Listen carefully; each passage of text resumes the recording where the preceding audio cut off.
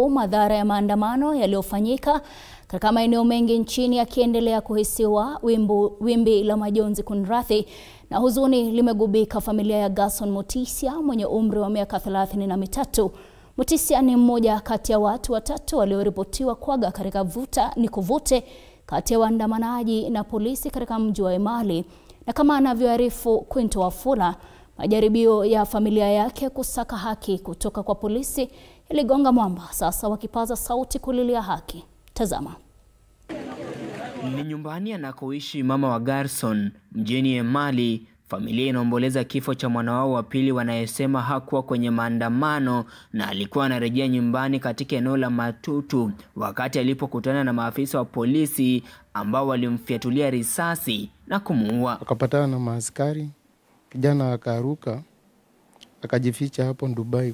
Kujificha Dubai, askari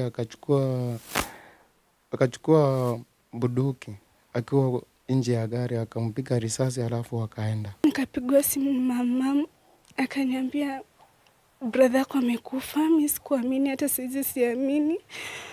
Akaniambia maelezo kilome. Inasemekana kuwa Gerson alifariki akiwa amejificha kwenye majokofu kando ya duka na mwenzake kwa jina Mutuku, walioshuhudia mauaji hayo wakisema alilengwa na afisa wa polisi aliyevalia nguo zisizo rasmi akiwa amefunika uso wake. Ni askari mnene mweupe, alikuwa amevalia nguo t-shirt ya pink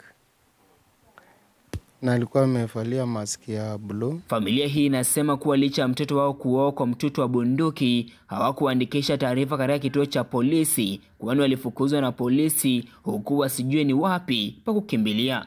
Kijana wangu amepigwa kisasi na yuko wai. Akaniambia hiyo ni nonsense, toka kwa ofisi.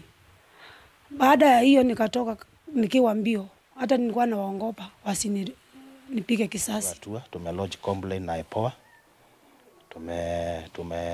Tumepigia hata seneta wetu anayetuwakilisha Daniel Manzo. Kilio chao sasa ni kwa serikali na mashirika husika kuhakikisha kuwa wanapata haki ya mpendo wao na waliohusika kuchukuliwa hatua. Tunafasa kulilia serikali na tukienda mali wako atusaidie.